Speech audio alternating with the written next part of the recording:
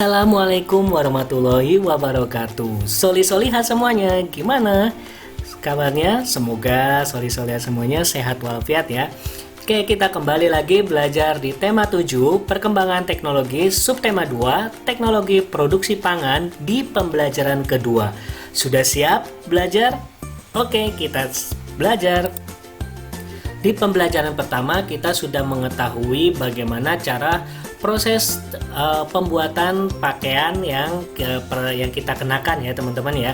Nah, di sini Udin memiliki pakaian dari berbagai jenis bahan dasar. Bahan dasar diolah menjadi pakaian. Bagaimana cara mengolah bahan dasar menjadi pakaian? Yuk kita ikuti kegiatan Udin. Oke, di sini Indonesia kaya akan bahan dasar pakaian. Ada serat alami yang berasal dari kapas, daun, kayu, batang pohon, kepompong ulat sutra, dan bulu domba. Ada juga bahan dasar berupa serat buatan seperti nilon. Nah, dahulu bahan dasar pakaian diolah dengan cara sederhana. Daun dijemur hingga kering, kayu dipukul-pukul hingga tipis, kulit hewan direndam dan dikeringkan, semua diolah menjadi pakaian. Jadi kalau zaman dulu itu pakaian masih mengandalkan dari dedaunan, dari kulit pohon, dan juga dari kulit hewan. Namun sekarang sudah menggunakan berganti, ada yang dari kapas, ada yang dari kepompong ulat sutra, ada yang dari bulu domba, dan bahkan dari serat buatan yaitu seperti nilon. Nah teman-teman, saat ini bahan dasar pakaian diolah dengan cara modern. Kalau zaman dulu masih diolah dengan cara tradisional ya. Bahan dasar diolah menjadi serat, lalu serat dipintal menjadi benang, lalu benang ditenun menjadi kain. Nah semua itu dilakukan oleh mesin. Nah, seperti pada gambar, kalau zaman dulu itu bahan dasarnya itu bisa dengan tangan, tapi sekarang berusaha dengan mesin.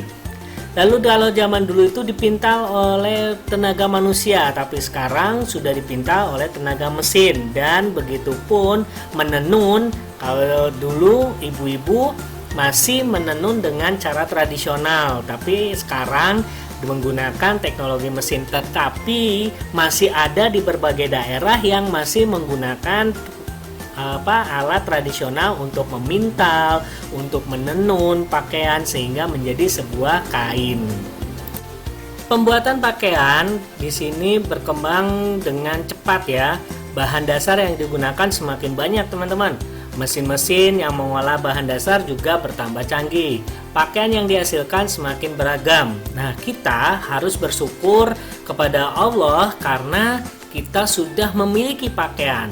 Nah, coba teman-teman amati bacaan di buku tematiknya mengolah bahan dasar pakaian. Nah, di situ teman-teman bisa menggarisbawahi kalimat pertama dari setiap paragraf. Oke, lalu nanti tuliskan isi cerita dari setiap paragraf tersebut. Nah, tadi tugasnya yaitu menggarisbawahi setiap awal paragraf ya, kalimat di awal di paragraf, lalu menceritakan. Nah, di sini isi ceritanya yang pertama untuk paragraf 1, Indonesia kaya akan bahan dasar pakaian. Untuk paragraf 2, dahulu bahan dasar pakaian diolah dengan cara sederhana. Dan paragraf ketiga, saat ini bahan dasar pakaian diolah dengan cara modern. Yang keempat, yaitu paragraf keempat, cara mengolah kain menjadi pakaian juga semakin maju. Dan untuk paragraf terakhir, pembuatan pakaian berkembang dengan sangat cepat. Nah, itulah teman-teman ya, bagaimana dengan kemajuan teknologi, pakaian pun bisa dibuat dengan cara yang lebih cepat, dari mulai memintal, menenun, sehingga menjadi kain. Setelah teman-teman mengetahui isi cerita dari teks yang tadi dibaca, informasi apa saja yang kita dapatkan dari teks tersebut? Nah, jawabannya yaitu informasi yang kita dapat dari teks bacaan tadi yaitu Indonesia kaya akan bahan dasar pakaian berupa serat alam dan serat buatan. Dahulu bahan dasar pakaian diolah dengan cara sederhana, namun saat ini bahan dasar pakaian diolah menggunakan mesin yang canggih. Cara mengolah kain menjadi pakaian yang semakin maju, mulainya kain dijahit dengan tangan, namun saat ini kain dijahit dengan mesin jahit modern. Pembuatan pakaian berkembang dengan cepat dan pakaian yang dihasilkan semakin beragam, teman-teman. Jadi begitu pesatnya teknologi sehingga kita pun bisa merasakan hasilnya lebih cepat juga. Nah, coba teman-teman perhatikan gambar yang ada di dalam buku tematik kalian. Di situ ada dari mulai proses menanam, lalu memintal kapas menjadi benang, lalu setelah itu menenun sehingga menjadi kain, setelah itu diukur dan dijahit sehingga menjadi sebuah pakaian. Coba teman-teman amatilah orang-orang yang berjasa dalam membuat pakaian kita. Pekerjaan mereka beragam, bukan? Keberagaman pekerjaan hampir sama dengan keberagaman kita kemarin belajar di subtema 1 ya. Jadi kita harus menghargai sebuah keberagaman.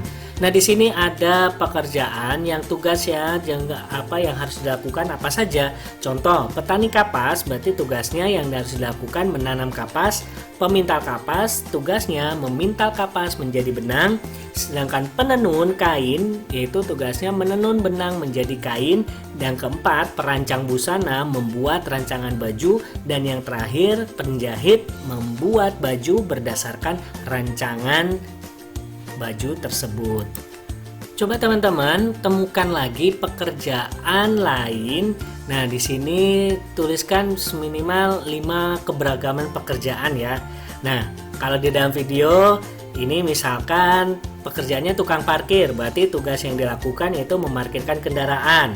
Pekerjaannya montir, berarti tugas yang dilakukan memperbaiki kendaraan yang rusak. Pekerjaannya seorang dokter, berarti memberikan pelayanan kesehatan. Sedangkan pekerjaannya tukang cukur, berarti memotong rambut. Dan pekerjaannya nelayan, menangkap ikan di laut. Jadi masih banyak ya jenis pekerjaan yang beraneka ragam pekerjaannya. Jadi bisa teman-teman membuat sendiri jenis pekerjaan apa dan tugas yang harus dilakukan dari masing-masing pekerjaan itu apa. Edo bersyukur karena ada orang yang membuat pakaian. Ia juga bersyukur karena orang tuanya membelikan pakaian untuknya. Salah satunya adalah baju renang, karena Edo suka renang ya. Edo menggunakan baju itu saat berenang. Nah, di sini Edo sedang belajar meluncur di dalam air. Apa yang mesti dilakukan? Kemarin di pembelajaran 1 kita sudah belajar berenang yaitu mengapung ya. Nah, sekarang itu meluncur. Meluncur adalah posisi dengan tubuh berada di atas permukaan air. Saat meluncur, tubuh bergerak lurus ke depan. Gerak dasar meluncur berguna untuk melatih keseimbangan tubuh air. Selain itu, meluncur adalah syarat untuk dapat berenang dengan baik. Apa yang harus dilakukan saat meluncur?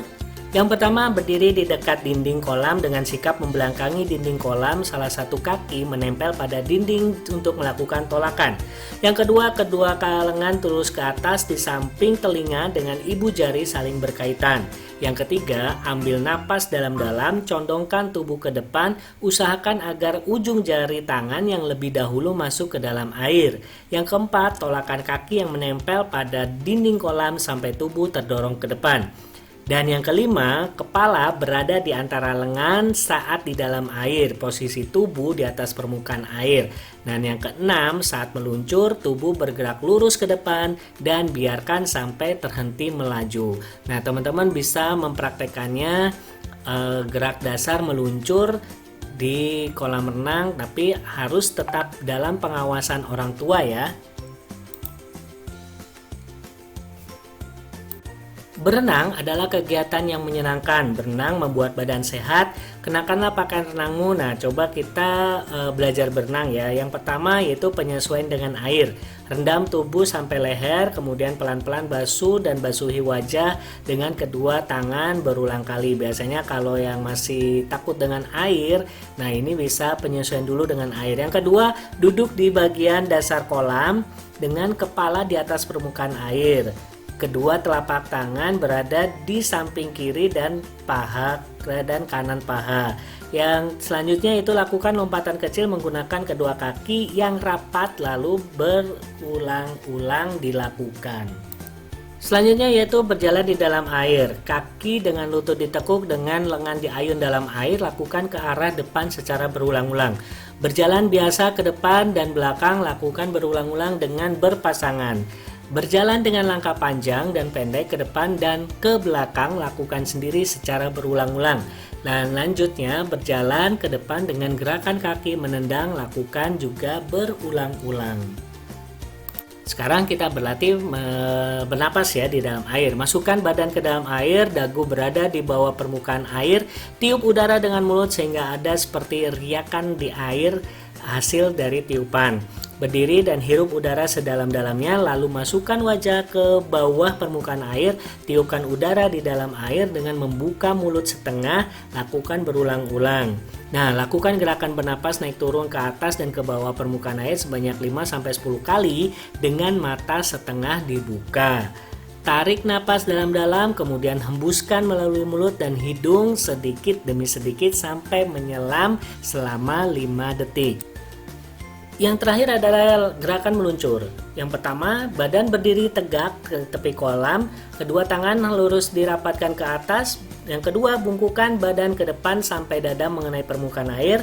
Tolakkan satu kaki ke dinding tembok dalam kolam renang.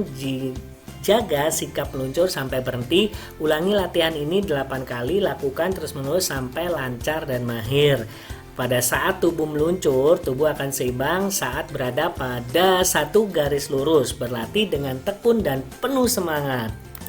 Nah, demikian teman-teman, kita sudah belajar tema 7 perkembangan teknologi, subtema 2 tentang teknologi produksi sandang di pembelajaran kedua. Sampai ketemu di pembelajaran selanjutnya dan di tema-tema selanjutnya.